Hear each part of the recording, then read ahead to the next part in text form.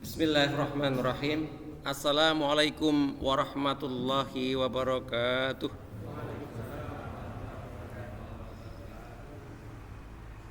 Innal hamdalillah nahmaduhu wa nasta'inuhu wa nastahdihi wa na'udzu billahi min shururi anfusina was sayyiati a'malina.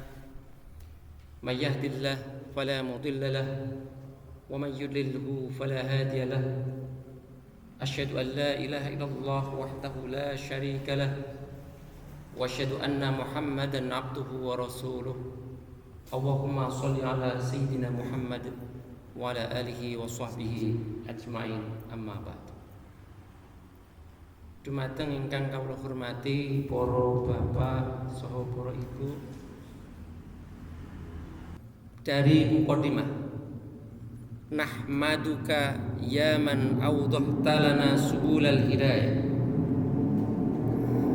Kami memujimu wahai siapa. Man di sini artinya Allah. Man siapa artinya Allah. Awdahta, engkau telah menerangkan, engkau telah menjelaskan lana kepada kami subulal hidayah. Subul jamak dari sabil, artinya jalan, jalan-jalan petunjuk. Wa azahta ambasairina, dan engkau telah menyingkapkan. Azahta bisa engkau telah menyingkapkan, engkau telah menyingkirkan. Dari apa? Ambasairina, dari penglihatan-penglihatan kami. Ghisyawatal ghawayah, ghisyawah itu artinya tutupan, al-ghawayah kesesatan. Jadi kita memuji Allah, bersyukur kepada Allah yang telah menyingkirkan dari penglihatan kita tutupan-tutupan kesesatan, sehingga kita mendapatkan petunjuk Allah Subhanahu wa taala. Wa nusalli wa nusallim ala man arsaltahu.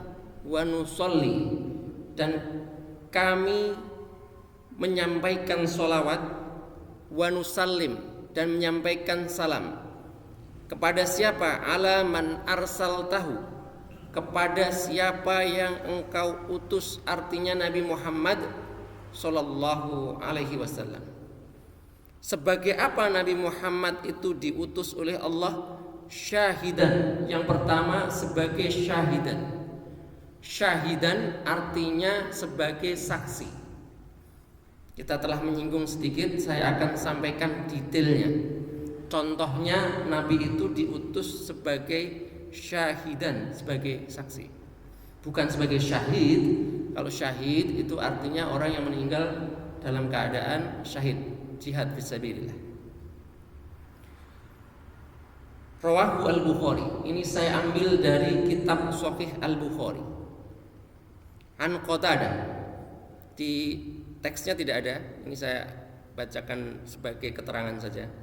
Kalau Nabi itu sebagai syahidan, saksi. An Qatadah an Anas bin Malik radhiyallahu anhu annahu haddatsahu. Dados hadis ini, jadi hadis ini dari sahabat Anas bin Malik radhiyallahu anhu. Anna Rasulullah sallallahu alaihi wasallam qala, Nabi Muhammad sallallahu alaihi wasallam itu bersabda. Sekali lagi, rawahu al-Bukhari, diriwayatkan oleh al-Imam al-Bukhari. Innal abda, sesungguhnya hamba itu, atau sesungguhnya seorang hamba, idza wudi'a fi qabrihi, ketika dia telah diletakkan di dalam kuburnya, liang lahatnya. Wa tawalla anhu ashabu. Tawalla itu artinya berpaling atau pulang. Siapa? Ashabuhu, yaitu kerabat-kerabatnya, teman-temannya, tetangga-tetangganya. Kita mengantar seseorang ke kuburan, kemudian kita balik pulang. Apa yang terjadi ketika itu kepada jenazah yang telah ditanam itu? Wa innahu, sesungguhnya dia, La yasma'u, lanya pendek, artinya ini taukid. Taukid itu artinya penguatan. Betul-betul mendengar. Apa yang ia dengar? Qur'ani alihim. Yang didengar itu suara ketukan sandalnya, sandal mereka. Jadi ketukan sandal, suara sandal di atas kubur itu masih terdengar. Tapi ketika itu jenazah ini di alam barzah. Atahu malakani. Nah, ketika itulah dia, jenazah ini didatangi oleh malaikat. Lalu apa yang dilakukan oleh kedua malaikat ini tadi? Masih ini saya mengutip Rawahu Al-Bukhari, hadis diriwayatkan oleh Al-Imam Al-Bukhari. Fayuqaidanihi, dua malaikat ini dia mendudukkan jenazah itu, didudukkan. Tapi bukan di kuburan itu, tetapi ini di alam barzah. Fayaqulani, setelah mendudukkan, dua malaikat ini mengatakan, bertanya, ma kunta taqulu fi hadzal rajuli li Muhammadin sallallahu alaihi wasallam. Ma kunta taqulu fi hadzal rajuli, artinya apa yang hendak engkau katakan terhadap laki-laki ini? Siapa laki-laki ini? Li Muhammadin sallallahu alaihi wasallam. Nabi itu ada di sana, menyaksikan hamba itu ditanya oleh malaikat. Sekali lagi, yang meriwayatkan Imam Bukhari. Fa ammal mu'minu, adapun jika dia seorang yang mukmin, dia orang beriman kepada Allah Subhanahu wa taala, maka ia mengatakan fayaqulu asyhadu annahu abdullahi wa rasuluh. Saya bersaksi bahwasanya dia itu adalah utusan Allah. Dia itu adalah hamba Allah, dia itu utusannya. Fayuqalu lahu, ketika jenazah ini dia berhasil bersaksi bahwasanya laki-laki itu adalah Nabi Muhammad, dia itu adalah hambanya, dia itu adalah utusannya, apa yang terjadi? Fayuqalu lahu, maka dikatakan kepadanya, kepada jenazah ini, undur ila maq'adika minan nari, lihatlah tempat dudukmu di neraka. Qad abdalakallahu bihi maq'adan minal jannah, Allah telah mengganti tempat dudukmu itu dengan surga.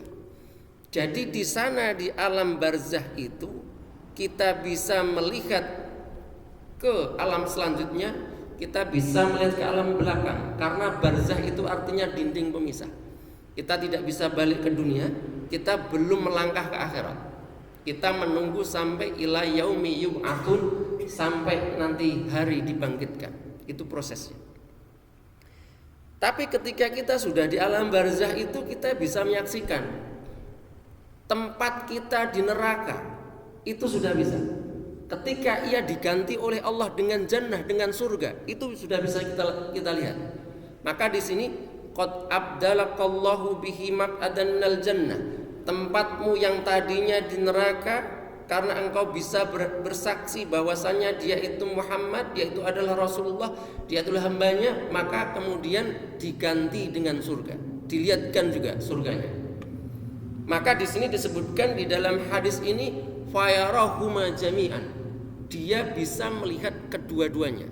Di sana surga, di sana neraka, itu bisa disaksikan.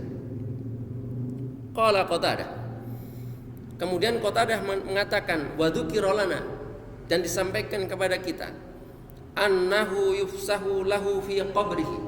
Setelah itu, setelah diperlihatkan tempat kita nantinya, itu yufsahu lahu fi qabrihi, kemudian kuburnya itu akan diluaskan oleh Allah Subhanahu wa taala.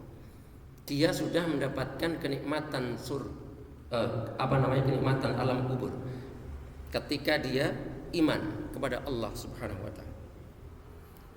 Wa ammal munafiq, akan tetapi beda keadaannya orang munafik wal kafiru, dan orang yang kafir, orang yang tidak beriman kepada Allah Subhanahu wa taala. Fayuqalu lahu, ketika dikatakan kepadanya, ma kunta taqulu fi hadzal rajuli, apa yang hendak engkau katakan kepada laki-laki ini, Nabi Muhammad di sana. Fayaqul, maka ia mengatakan la adri. La adri artinya saya tidak tahu. La adri kuntu aqulu ma yaqulun nas, aku hanya mengatakan apa yang dikatakan oleh manusia. Dia hanya ikut-ikutan saja selama ada di dalam dunia, kehidupan dunia ini. Tidak mau menuntut ilmu, tidak mau beribadah, tidak mau beriman kepada Allah Subhanahu wa taala. Fayuqalu lahu, kemudian dikatakan kepadanya la daraita wa la talita, apakah kamu tidak tahu? Apakah kamu tidak membaca? Ada Al-Qur'an di sana, ada hadis di sana, kalau tidak paham di sana ada dai, ada mubaligh, ada asatid yang menerangkan tentang agama ini, wala talaita, kamu tidak baca? Maka akhirnya orang munafik, orang kafir ini bagaimana keadaannya? Wa yutrabu bima tariqa min hadidin, dia dipukul. Dipukulnya dengan apa? Matariq. Matariq itu jamak dari mitrokoh. Mitrokoh itu artinya palu. Dengan palu. Matariq itu artinya banyak. Banyak palu min hadidin. Dia terbuat dari besi. Darbatan, dipukul sekali. Sekali saja apa yang terjadi? Fayasihu sayhatan, dia berteriak dengan suatu teriakan. Teriakan ini sangat kencang, yasma'uha, sampai teriakan ini didengar mayalihi, selain daripadanya, ghairus tsaqalain, selain daripada as-tsaqalain. As-tsaqalain itu adalah dua makhluk yang dia dibebani kewajiban untuk taat, untuk beribadah kepada Allah. Apa itu? Yaitu jin dan manusia. Jin dan manusia tidak mendengar suara ini. Katanya jin hebat, tidak bisa, dia tidak bisa dengar. Selain daripadanya hewan-hewan semuanya mereka mendengar teriakan kesakitan yang dialami oleh mayit ini ketika dia kafir, ketika dia munafik. Nah, ini makna syahidan, arsaltahu syahidan. Nabi Muhammad diutus oleh Allah sebagai saksi. Saksi ketaatan seorang hamba, saksi kemunafikan, kekafiran seorang hamba sampai nanti menuju akhirat. Kemudian fungsi Kanjeng Nabi Muhammad SAW diutus itu wa mubasyiran. Di teksnya ada wa mubasyiran. Apa arti mubasyir? Mubasyir itu artinya pemberi kabar gembira. Saya contohkan, Nabi Muhammad SAW memberikan kabar gembira. Saya masih akan mengutip dari kitab Sahih Al-Bukhari. An Abi Hurairah. Nah, di sana tidak saya cantumkan karena nanti terlalu panjang. Jadi saya hanya mengutip teks aslinya dari kitab Nurul Yakin, tapi poin-poin tertentu yang kira-kira bisa kita bahas agak lebih mendalam ini saya rujukkan dari insyaallah dari hadis-hadis ataupun tafsir-tafsir yang mutawatir dan muktabar. Rawahu Al-Bukhari. Nabi Muhammad memberikan kabar gembira. Contohnya, an Abi Hurairah radhiyallahu anhu, dari sahabat Abu Hurairah radhiyallahu anhu, annan nabiyya sallallahu alaihi wasallam, sesungguhnya Nabi Muhammad sallallahu alaihi wasallam qala li Bilal, dia berkata kepada sahabat Bilal. Kapan beliau berkata kepada sahabat Bilal? Inda sholatil fajri, ketika sholat fajar. Maksudnya inda ini bukan ketika pada waktu melaksanakan sholat. Waktunya itu waktu sholat subuh. Berarti kira-kira setengah jaman. Bisa setelah, bisa sebelum. Beliau mengatakan kepada sahabat Bilal, ya Bilal, wahai Bilal, hadithni bi arja amalin amiltahu fil islami, kasih tahu aku bi arja. Arja itu ismut tafdil, artinya amalan yang paling diharapkan untuk mendapatkan pahalanya di sisi Allah. Arja amalin, amalan yang paling diharapkan pahalanya itu apa? Amiltahu fil Islam, yang engkau laksanakan di dalam ajaran agama Islam ini, wahai Bilal. Kenapa Kanjeng Nabi bertanya kepada Bilal seperti ini?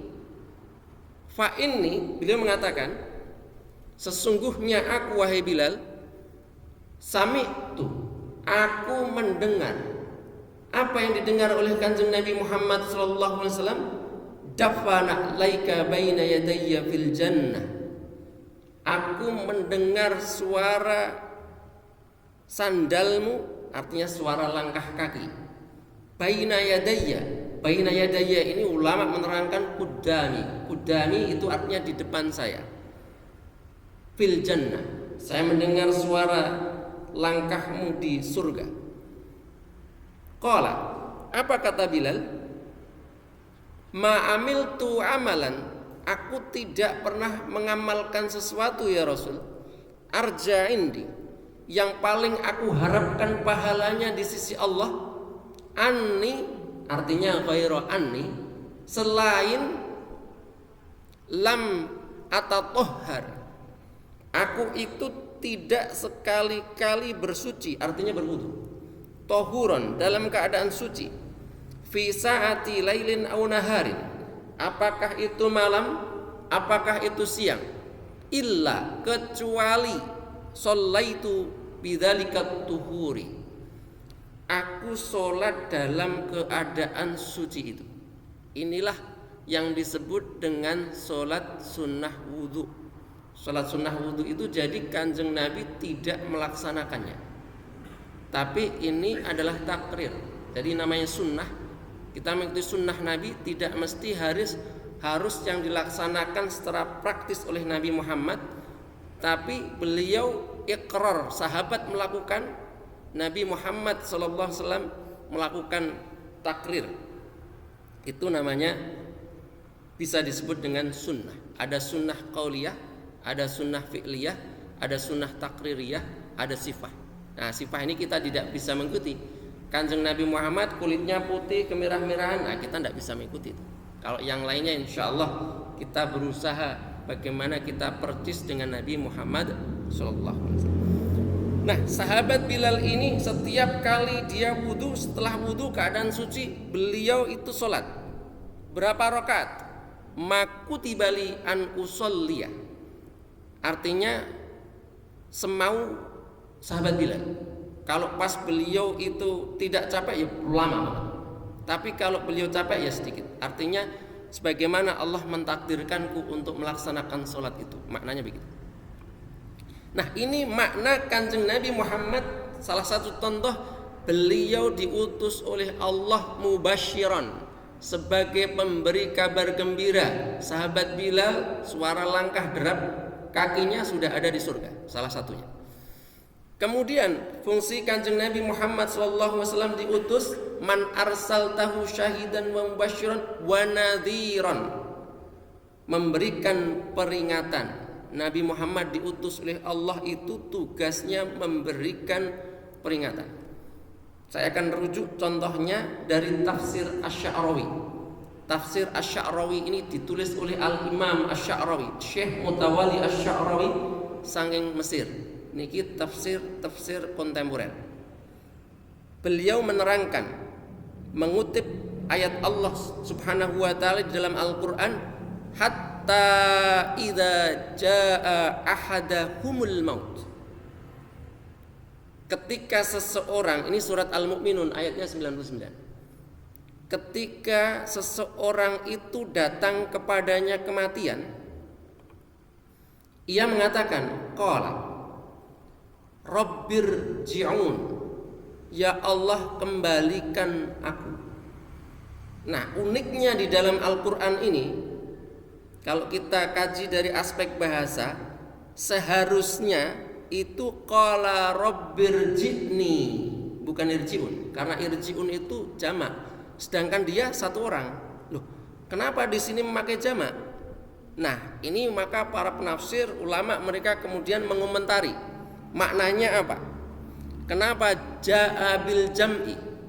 Kenapa ketika Allah Subhanahu wa taala menerangkan rabbirji'un, mereka mengatakan kembalikan aku, irji'unnya di sini adalah jamak? Seharusnya irji'ni karena satu mufrad. Maka ulama menerangkan ja'a bil jam'i ala sabilit ta'dhim. Jamak ini maknanya bukan banyak tetapi takzim, penghormatan kepada Allah Subhanahu wa taala. Ya Allah, kembalikan aku ke dunia. Dengan menggunakan jamak artinya dia menghormati Allah Subhanahu wa taala, mengagungkan Allah Subhanahu wa taala. Maknanya apa? Di sini disebutkan Rabbirji'ni lakinna hadza yu'azzimullaha al-an. Tapi dia mengagungkan Allah telat. Kenapa? Dia baru sadar ketika dia mengalami namanya sakaratul maut. Tadi ketika dia hidup kemana? Kenapa sekarang baru mengagungkan Allah? Kenapa sekarang baru sadar pengen hidup lagi? Ini maknanya begitu. Mereka baru mengagungkan Allah ketika datang sakaratul maut kepadanya. Maka Rabbirji'un, tidak Rabbirji'ni. Yang seharusnya kalau dalam kaidah bahasa Arab harusnya Rabbirji'ni. Ini yang pertama, makna yang pertama. Yang kedua artinya annahu karrarat talaba. Dia mengulang-ulang permohonan permintaan ini kepada Allah Subhanahu wa taala. Artinya ia mengatakan ya Allah irji'ni, irji'ni, irji'ni, irji'ni, terus dia mengulang-ulang itu. Maka dijamakkan amarnya, perintahnya. Irji'ni, harapan ini dijamakkan. Irji'un, artinya dia mengulangi terus. Irji'ni ya Allah, irji'ni ya Allah, kembalikan aku ya Allah, kembalikan aku ya Allah, kembalikan aku ya Allah. Maka fajama'ahullahu ta'ala, maka dijadikan jamak di dalam ayat ini. Kenapa? Beliau kemudian Al-Imam Asy-Syaikh Mutawalli Asy-Sya'rawi beliau menerangkan, lakin limadza ar-ruju', tetapi kenapa mereka pengen kembali lagi ke dunia ini? Maka beliau menerangkan la'alli a'malu sholihan fima taraktu, karena aku ingin beramal soleh terhadap apa yang telah aku tinggalkan. Apa itu amal soleh? Amal soleh itu syaratnya ada dua. Yang pertama, amal ini harus dilakukan ikhlas karena Allah. Jadi hanya untuk Allah Subhanahu wa taala amalan itu kita persembahkan. Yang kedua, harus sesuai dengan tuntunan syariat ajaran agama Islam. Kita melakukan sesuatu ikhlas karena Allah, tapi tidak sesuai dengan aturan dan tuntunan syariat ajaran agama Islam, ini tidak disebut sebagai amal soleh. Contohnya kita mencuri, saya mau mencuri, ikhlas sekali karena Allah. Ya Allah, nanti malam saya mencuri. Nah, ini tidak sesuai syariat, ini tidak akan diterima meskipun kita melakukan itu ikhlas. Yang kedua, meskipun sesuai dengan syariat ajaran agama Islam, tetapi kita tidak meniatkan itu untuk Allah Subhanahu wa taala, maka ini juga belum disebut sebagai amal soleh. Padahal sebetulnya kelihatannya dia sholat, kelihatannya dia zakat, kelihatannya dia haji dan seterusnya, tetapi niat di dalam hatinya bukan karena Allah, maka ini belum disebut sebagai amal soleh. Maka sekali lagi syaratnya amal soleh itu dua. Yang pertama ikhlas karena Allah, yang kedua sesuai dengan tuntunan syariat ajaran agama Islam yang dituntunkan oleh Nabi Muhammad SAW. Maka dia ingin a'malu solihan, la'ali a'malu solihan, pengen aku itu beramal solih lagi supaya tidak masuk neraka jahanam. Akan tapi yang terjadi apa? Kalla, sekali-kali tidak akan pernah terjadi. Kalla, innaha kalimatun huwa qailuha, itu hanya kalimat yang diucap saja, tapi dia tidak akan bisa kembali. Sebab apa? Wa min waraihim barzakhun ila yaumi yub'atsun, di belakangnya, di belakang mereka ada barzah, ada dinding pemisah. Ketika dia sudah meninggal, maka dia tidak bisa melampaui dinding itu untuk kembali ke dunia ini. Nah, ini Kanjeng Nabi Muhammad sebagai nadhiron, syahidan sudah contohnya, mubasyiran sudah contohnya, nadhiron sudah, kemudian wada'iyan ilallah. Nabi Muhammad itu diutus oleh Allah juga mempunyai tugas untuk apa? Da'iyan, sebagai dai.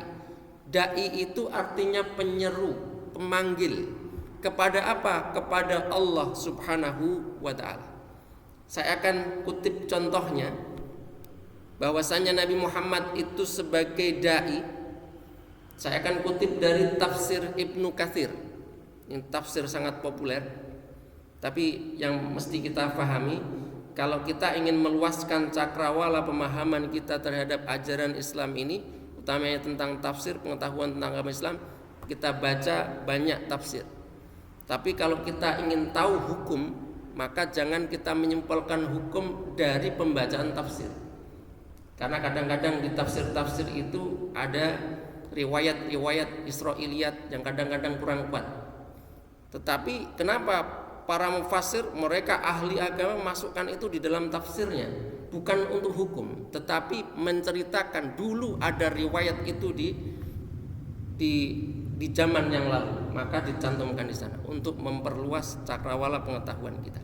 Tapi kalau kita mau berbicara tentang hukum, maka kita perlu kepada hadis-hadis sahih dari Nabi Muhammad SAW. Ini saya ambilkan dari tafsir Ibnu Katsir. Ketika beliau menerangkan surah Yunus ayat yang 24 sampai 25, langsung saja beliau mengutip hadis Nabi Muhammad SAW ketika menerangkan wallahu yad'u ila daris salam, dan Allah itu menyeru ila daris salam, kepada kampung damai, artinya kepada surga. Wa yahdi may yasha'u ila siratal mustaqim, dan memberikan petunjuk kepada siapa saja yang dikehendaki oleh Allah ila siratal mustaqim, kepada jalan yang lurus.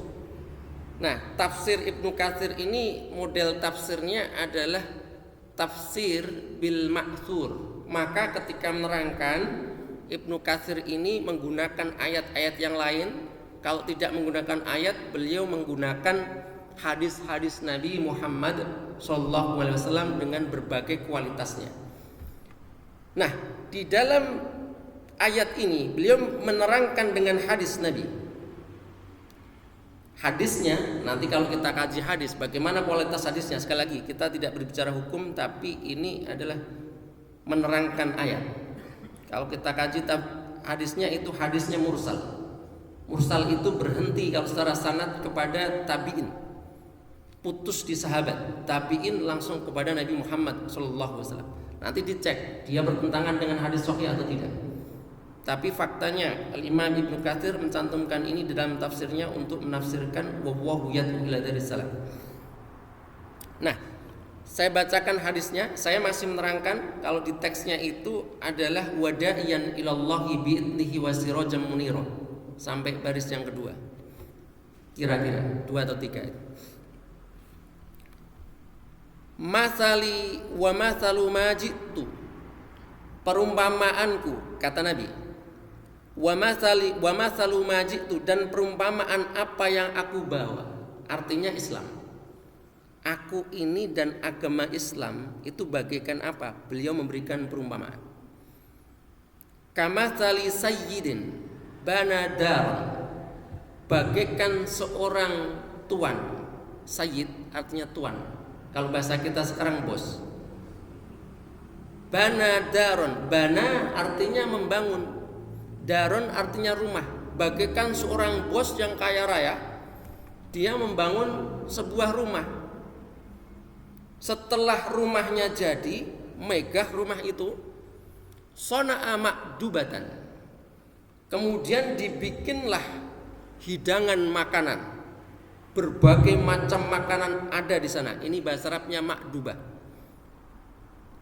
Wa arsala da'yan, setelah bangunan rumahnya jadi, darnya jadi, setelah itu hidangannya disediakan dengan mewah. Setelah itu wa arsala da'yan, dia mengutus seorang utusan. Dados niki persis seperti kalau di kita itu sebelum kita mendatangi mantenan walimah urus itu ada yang undang-undang biasanya gini apa? Datang ke rumah gini apa? Pertama silaturahim ingkang kaping kalih menika dipun kengken saking hadir di walimah urus kan ngoten nggih. Itu daian namanya. Lah Nabi nggih ngoten, diutus oleh Allah untuk ngundang-undang ke apa? Ke jamuan makan itu, ke rumah yang sudah dibikin itu. Wadaian, wa arsala daian. Diutuslah orang yang menyeru, yang memanggil. Faman ajaba daiya, maka barang siapa yang dia itu menjawab panggilan ini. Contohnya kalau kita kagungan gawe, kita menyuruh orang untuk ngundang-undang, sing diundang wau dugi jenengan remen apa mboten? Remen nggih. Dugi bar niku dahar wonten mriku. Remen apa mboten? Salaman pisan, tambah remen kira nggih. Foto pisan gitu ya. Wong kadang-kadang kula panjenengan sedaya niku ndelok enten ketoke teko, diundang teko ning aku kok ora ngantek salaman ya mungkin karena sibuk. Enggak sampai salaman pun sudah senang. Kita lihat hadirnya. Apalagi dia sampai makan, dia sampai salaman dengan kita, apalagi mengucapkan selamat. Itu tambah senang lagi. Nah, ini nggih ngoten. Ini ilustrasinya ngoten. Kemudian kalau dia itu menjawab faman ajaba da'iya dakhala dar, setelah dia menjawab insyaallah nanti saya datang misalkan begitu. Dia kemudian datang beneran, dia masuk rumah. Setelah masuk rumah dia wa akala minal ma'dubah, dia makanan hidangan yang disediakan. Maka yang terjadi sama keadaan kula panjenengan sedaya. Wa radiya anhu sayyidu. Bos tadi, tuan tadi dia ridho, senang sekali. Saya undang datang. Makanannya habis lagi, dijoki lagi. Waman lam yujib, akan tetapi siapa yang tidak menjawab panggilan itu, diundang nggak dijawab, lam yadkhulid dar, dilihat orangnya nggak ada padahal ada listnya, diundang dia. Walam yakul, nggak datang, nggak kelihatan batang hidungnya, dia nggak makan juga minal ma'dubah dari hidangan. Walam yardo anhu sayyidu, maka tuan ini tadi dia tidak ridho. Maka Allah Subhanahu wa taala menggambarkan di sini wallahu as-sayyidu.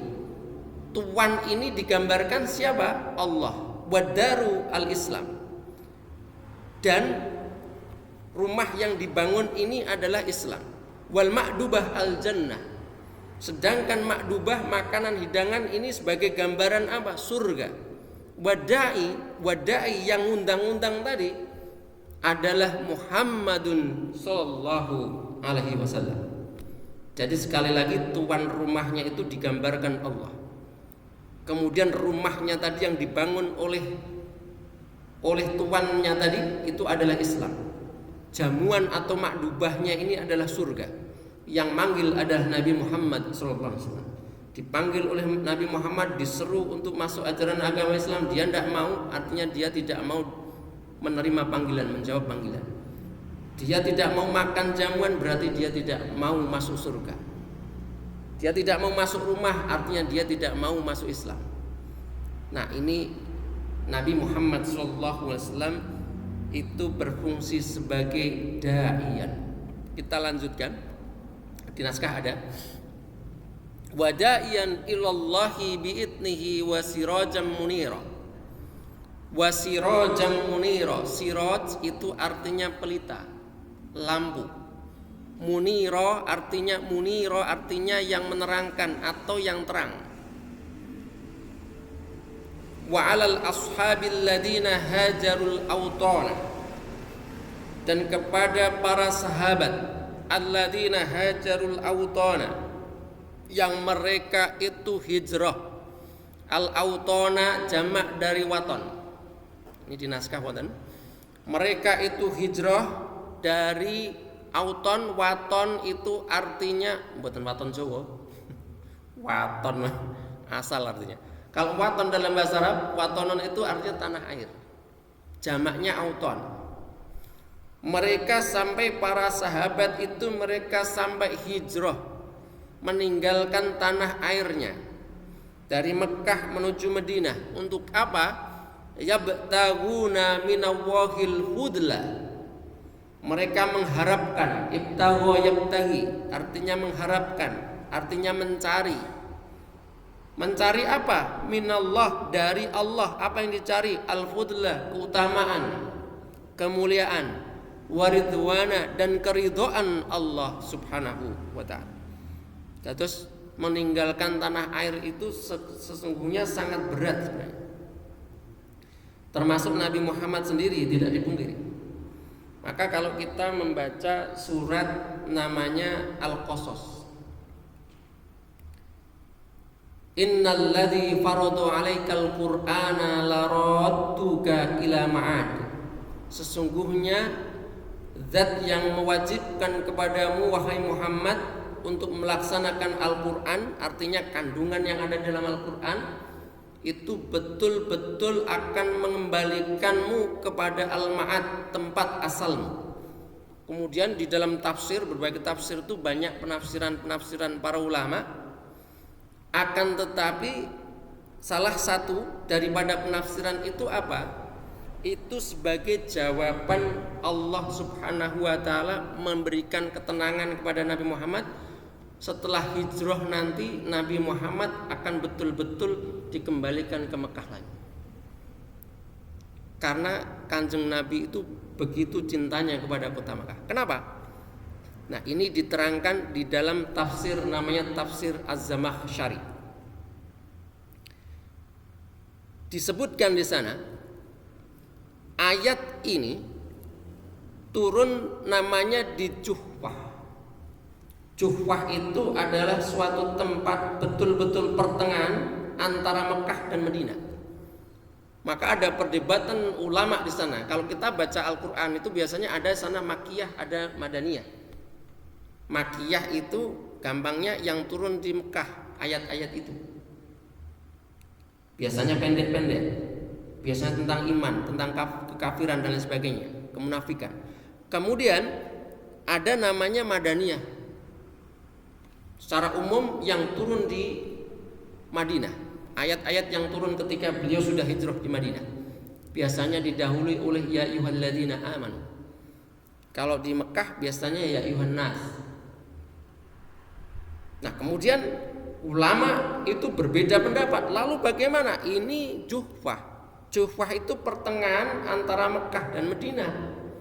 Disebut Mekah juga nggak bisa, Madaniyah juga nggak bisa, Makkiyah nggak bisa, Madaniyah nggak bisa. Maka kemudian ulama mengatakan, maka jangan Makkiyah itu difahami secara tempat, tetapi periode. Meskipun ayat itu turun di Mekah, tetapi sudah periode Nabi hijrah, tetap disebut sebagai Madaniyah. Nah, ini perbedaan pendapat ulama. Karena ada juga ayat yang turun di Mekah, tapi setelah hijrah, apakah tetap disebut sebagai Makkiyah? Nah, ini menjadi perdebatan. Ketika sampai di Juhfah, Nabi melakukan hijrah. Ketika itu tempat tidurnya diganti oleh Sayyidina Ali untuk mengelabui kafir Quraisy. Nabi kemudian bersama sahabatnya Abu Bakar menuju ke Madinah, sampai di tempat namanya Juhfah, diterangkan di dalam tafsir Az-Zamakhsyari ini. Hina balagha ad-Juhfah fi hijrati, ketika beliau hijrah, wa qad istaqa ila maulidihi wa maulidi abaihi wa harami Ibrahim. Kanjeng Nabi sampai di Juhfah itu beliau kangen ke Mekah. Maka beliau dalam bahasa kita, bahasa Jawa, tingak-tinguk, dilihatnya ke belakang, jalan lagi, nengok lagi. Kita pun begitu, panjenengan sudah saking cintanya sama tanah air, tanah kelahiran Sragen. Ke Jakarta berapa hari kangen apa betul Sragen? Kangen, apalagi ke luar negeri. Saya mengalami itu. Saya di luar negeri itu biasanya dulu itu 6 bulan 7 bulan. Begitu pulang ke rumah, karena saya dulu Salatiga, itu pasti saya itu menelusuri jalan-jalan di kota itu. Meskipun hanya keliling saja, pulang lagi. Itu saking, saya kemudian bayangkan, Kanjeng Nabi dulu mungkin juga sebegitu itu. Nah, ketika lihat sampai di Juhfah sudah mau jauh dari Makkah, dilihat ke belakang, lihat ke belakang. Kenapa? Nah, diterangkan sini, ila maulidihi, itu tempat dia lahir. wa abaihi, di sana itu kakek neneknya semuanya tinggal di sana. Tidak hanya tempatnya, karena memang di sana banyak orang-orang yang ia sayangi. Kanjeng Nabi sayang di sana. Maka kangennya itu. Dan juga wa harami Ibrahim, di sana ada tempat ibadah yang dibangun oleh Nabi Ibrahim kakeknya. Maka dilihatnya ada Ka'bah di sana. Akhirnya apa? Fanazala Jibrilu faqala lahu. Jibril mendatangi kanjeng Nabi Muhammad sallallahu alaihi wasallam. Kemudian berkata kepada Nabi Muhammad, "Atashtaqu ila Makkah?" Kata Jibril. Jadi malaikat Jibril ini kalau kita lihat dari redaksi-redaksi tanya jawabnya itu memang seperti bestie beneran. Jadi kayak sahabat karib. Kalau Nabi Muhammad sedih, Jibril datang. Ditanya, "Atashtaqu ila Makkah?" Ya Muhammad, wahai Muhammad, apakah kamu kangen kota Makkah? Nabi ini orangnya jujur, lugu. Maka beliau enggak, saya hijrah saja, enggak. Beliau mengatakan, "Na'am." Iya, saya kangen kota Makkah. Maka dari itu istilah Jawanya itu Allah ngering-ringi. Apa nih ngering-ringi? Bahasa Indonesia apa ya? Ngering-ring. Apa? Pak Surat apa? Nyeneng-nyenengi. Dijanjikan kepada Nabi Muhammad, "Innalladzi faradu 'alaikal Qur'an", wahai Muhammad, orang yang zat yang mewajibkanmu untuk melaksanakan hukum-hukum yang ada dalam Al-Qur'an, laradtuka ila Makkah, nanti betul-betul akan mengembalikanmu ke Makkah. Padahal itu Kanjeng Nabi baru mau hijrah, belum tahu nanti kembali atau enggak. Tapi sudah dinaskan begitu. Inilah salah satu mukjizat dari Al-Qur'an. Jadi memberikan kabar yang akan datang dan itu betul-betul terjadi. Setelah itu Fathul Makkah, idza ja'a nasrullah dan seterusnya itu Nabi Muhammad betul-betul kembali ke Makkah Al-Mukarramah. Nah, maka disebutkan di dalam muqaddimah ini. Maka ini yang nulis muqaddimah, beliau penulisnya ini luar biasa. Apa namanya? Keilmuannya dan wawasannya itu sehingga sebenarnya menjangkau kemana-mana. Alladzina, ini berat. Maka sahabat-sahabat termasuk Nabi Muhammad hajarul auton, mereka mengharapkan ridho Allah, mengharapkan keutamaan dari Allah Subhanahu wa taala. Tidak saja muhajirin, orang yang hijrah, tapi wal ansor. Kalau muhajir itu artinya orang hijrah, orang Mekah yang ke Madinah namanya muhajir. Sedangkan orang Madinah namanya ansor. Ansor itu dari kata nasoro. Nasoro itu bukan Nasrani. Kalau Nasrani Nasoro. Artinya penolong. Nasoro yansur. Al-ansor para penolong. Orang Madinah itu lakopnya, julukannya penolong. Orang Makkah lakopnya muhajir karena yang hijrah ke Madinah. Dan juga kepada orang-orang Ansor, orang-orang Madinah alladzina awaw wa nasoru, yang mereka memberikan tempat tinggalnya. Bisa diartikan memberikan perlindungan, memberikan tempat tinggal. Memang faktanya dulu begitu. Jadi orang-orang mereka itu ketika menolong orang Makkah itu betul-betul tanpa pamrih. Bayangkan, mereka punya tanah sebidang dibagi jadi dua. Sudah, kamu tinggal di sini, saya punya sebidang tanah, nanti kamu separuh, saya separuh. Ngoten itu. Zaman dulu itu. Ada sahabat Nabi Muhammad, dia mau dikasih sebidang tanah, dia tidak mau. Tunjukkan saja saya pasar, namanya Abdurrahman bin Auf. Tunjukkan mana pasarnya. Saya tidak usah dikasih sebidang tanah. Saya mau berdagang di pasar. Dia ahli dagang. Jadi apapun yang di tangannya itu akan laku keras. Akhirnya dia ke pasar dan dia menjadi orang kaya raya, membantu untuk perjuangan ajaran agama Islam. Nah, awaw wa nasoru, dan mereka juga menolong Islam, menolong muhajirin. Wa badalu li izazidin. Wa badalu artinya mereka berkorban, mencurahkan apa yang mereka miliki. Itu badzala yubadilu dalam bahasa Arab. Apa yang dicurahkan, apa yang dikorbankan, majama'u. Nah, ini sebenarnya kalau memahaminya langsung majama'u dulu. Wa maddakharu, apa yang mereka kumpulkan, wa maddakharu, dan apa yang mereka simpan dari harta-harta mereka, maksudnya untuk apa? Baru nanti li'izaziddini, untuk menegakkan, untuk mengokohkan ajaran agama Islam. Kemudian kita teruskan, amma ba'du. Nah, amma ba'du itu artinya, jadi kalau kita khutbah nanti setelah mukadimah ada amma ba'du. Apa artinya amma ba'du itu?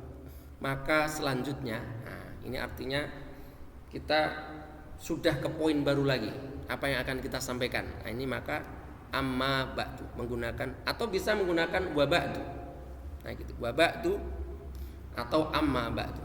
Dan selanjutnya dan seterusnya itu maknanya. Fayaqulu Muhammadul Khudari ibnu almarhum Asy-Syaikh Afifi Al-Bajuri. Berkatalah Muhammad Al-Khudari, penulis kitab Nurul Yaqin fi Sirati Sayyidil Mursalin ini. Namanya Muhammad Al-Khudari. Beliau anaknya almarhum Asy-Syaikh Afifi Al-Bajuri. Ketika kita sebutkan Bajuri, apakah ini sama dengan Imam Bajuri? Tidak. Bajuri yang penulis apa namanya itu catatan kaki dari Fathul Qorib itu, ini bukan ini. Al-Imam Al-Bajuri penulis fikih. Ini Bajur. Bajur itu daerah di Mesir. Jadi orang itu biasanya dinisbahkan kepada tempat kelahirannya. Jadi kalau panjenengan dados yang terkenal, dados ulama misalkan, nanti disebut Asrageni, Al-Jawi. Bisa. Saat ada namanya Syekh Nawawi, untuk membedakan beliau dengan Imam Nawawi. Jadi ada Imam Nawawi yang dari Nawa 631 beliau lahir. Dengan Syekh Nawawi maka disebut Nawawi Al-Bantani Al-Jawi At-Tanari. Tanari kecamatannya. Kalau memiliki Seragen. Ini Seragen malah kabupaten. Jawi, Jawa. Nah, ada Syekh Yusuf Al-Makassari dari Makassar. Dan macam-macam. Nah, ini maka Al-Bajuri ini Bajur daerah Mesir. Maka disebut Afifi karena dia dari Bajuri. Ada namanya Samarkandi, Samarkand, daerah Rusia. Ada, jadi kalau ada ulama kok dia gelar di belakangnya ada Samarkandi, berarti dia dari Samarkand. Imam Bukhari itu bukan nama tempat. Bukhara itu mana? Sekarang Uzbekistan. Saya punya kawan namanya Hamiduja. Itu rumahnya dekat dengan kuburannya Imam Bukhari. Dia cerita ke saya. Saya lihat teman saya ini orang Eropa. Saya terus membayangkan, bisa jadi Imam Bukhari itu dulu wajahnya bukan ke Arab-Araban, Eropa. Dan terus beliau itu bahasa Arab juga belajar, tapi kualitas hadisnya mengalahkan orang-orang Arab. Nah ini namanya Al-Bajuri. Kuntu, kata beliau Syekh Khudari, kuntu ajidu min nafsi, aku mendapatkan pada diriku, kata beliau, mundun nash'atil ula, semenjak an-nash'ah al-ula, pertumbuhan pertama maknanya. Itu teksnya begitu. Maknanya apa? Masa kanak-kanak berarti. Nanti ada dewasa, ada kita nanti pada saatnya menuju pada tua dan lain sebagainya. Nah, an-nash'ah al-ula berarti masa kanak-kanak. Kalau kita artikan secara teks, artinya pertumbuhan pertama. Ketika dulu saya masih masa kanak-kanak itu, saya mendapatkan pada diriku atau aku merasa irtiyahan liqiraati tawarikhis salifin. Saya itu merasa nyaman, saya itu merasa bahagia, saya itu merasa gembira, irtiyah. Atau roha itu bisa istirahat. Maka biasanya orang-orang kalau dia itu punya kecenderungan dikatakan jenius, istirahatnya itu membaca. Dengan membaca itu dia istirahat. Nah, maka dia ketika membaca, dulu ketika masih kecil, Muhammad Al-Khudari ini beliau merasa bahagia, merasa tentram, merasa tenang. Apa yang dibaca? Tawarikhis salifin, sejarah-sejarah orang dulu. Wa qisasil ghabirin, qisas jamak dari qissah, kisah-kisah, cerita-cerita. Al-ghabirin, masa lampau. Wa ajiduha li'aqlil insani, dan aku mendapatkan di dalam kisah-kisah itu, di dalam sejarah-sejarah itu, bagi akal manusia itu ahsana muhadzabin, dia itu pendidik yang paling bagus. Wa ansoha muallimin, dan dia itu adalah guru yang paling memberi nasihat. Ansoh.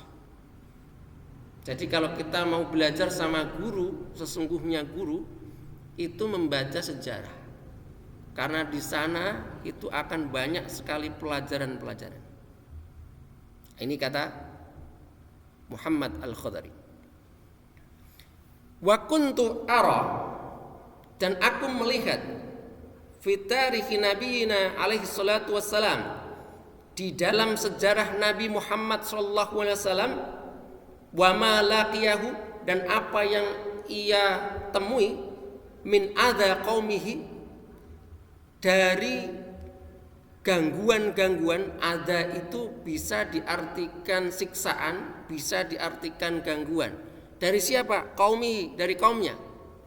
Hinama da'ahum ilal haqqi, hinama ketika da'ahum, ketika Nabi Muhammad menyeru mereka ilal haqqi, kepada kebenaran. Wa adhimi sabrihi, dan aku juga mendapatkan banyak sekali pelajaran, kata beliau Muhammad Al-Khudari. Dari apa? Adhimi sabrihi, dari besarnya, agungnya kesabarannya. Hatta hajara autanahu, sampai Kanjeng Nabi itu hijrah dari kampung halamannya, wa biladahu, dan negaranya. Dados watonun, jamaknya auton itu artinya tanah air, kampung halaman. Kalau biladun itu negara. Belum tentu kita itu tinggal di suatu negara, tapi kita dari situ. Saya punya kawan orang Yahudi, tapi dia tinggal di Turki, warga negara Turki, tapi dia Yahudi. Saya beberapa kali berdialog dengan teman saya ini mengenai ajaran agama Yahudi. Nah, dia aslinya orang Yahudi, tapi dia biladnya itu adalah Turki. Nah, ini sama. A'dhama murabbin, ketika beliau meninggalkan tanah airnya, negaranya, itu di sana a'dhama murabbin, itu merupakan pendidik yang paling agung, yang paling besar. Untuk apa? Li afkaril muslimin, untuk pemikiran-pemikiran kaum muslimin. Kita teruskan sampai mukhtalifah. Fa innahu yadulluhum ala ma yajibu ittiba'hu, di dalam sejarah-sejarah itu menunjukkan, ada pelajaran-pelajaran yang menunjukkan alama yajibu ittiba'uhu, terhadap apa yang wajib untuk diikuti. Jadi ketika kita membaca sejarah Nabi Muhammad, itu kita akan mendapatkan pelajaran, oh ini wajib kita ikuti, kita harus melakukan ini. Dari membaca sejarah. Wa ma yalzamu istinabu, dan dengan membaca sejarah itu kita juga bisa mendapatkan pelajaran apa? Apa yang wajib kita tinggalkan. Dari pembacaan sejarah. Oh, ini ada Abu Lahab, ini ada Abu Jahal, janganlah kita jadi mereka.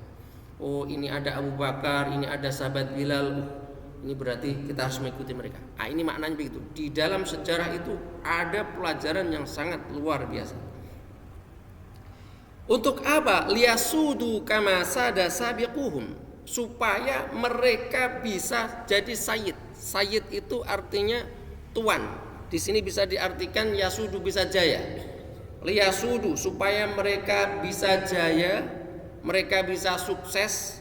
Kama sada sabiquhum, sebagaimana orang-orang sebelum mereka, sebagaimana generasi awal, generasi Nabi Muhammad SAW dulu. Jadi kita pengen berhasil dalam konteks negara, nanti juga terangkan negara dan lain sebagainya, baca sejarah, pelajari sejarah. Nanti kita akan bisa mempelajari aspek kemunduran dari bangsa itu, bisa mempelajari aspek kemajuan bangsa. Wa ma yata'allaqu bil hukam, dan apa yang berkaitan dengan pemimpin, min ijtidabin nufusin nafirah, tentang bagaimana menjadi seorang pemimpin, misalkan hukam itu artosipun pemimpin-pemimpin. Bagaimana dia menarik jiwa-jiwa yang berlarian, artinya kalau negara bangsa itu bercerai-berai, bagaimana cara menyatukannya? Membaca sejarah Nabi Muhammad SAW. Ini ada pulau atau ada provinsi ABC mau melepaskan diri dari Indonesia dan lain sebagainya. Bagaimana mengatasinya? Membaca sejarah Nabi Muhammad SAW. Itu solusinya.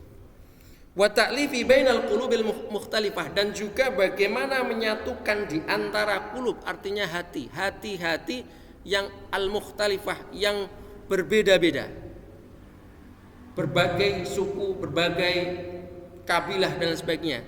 Kalau di Indonesia, konteks Indonesia ada Madura, ada Jawa, macam-macam. Kadang-kadang terjadi gesekan. Bagaimana menyatukannya? Maka dengan membaca sejarah Nabi Muhammad SAW itu menjadi solusi, dan seterusnya. Baik, ini sampai di sini dulu karena ini sudah hampir setengah 9. Maka kita cukupkan dulu. Tapi ada waktu sekitar 5 menit kalau ada yang disampaikan atau sambung. Oh. Assalamualaikum warahmatullahi wabarakatuh.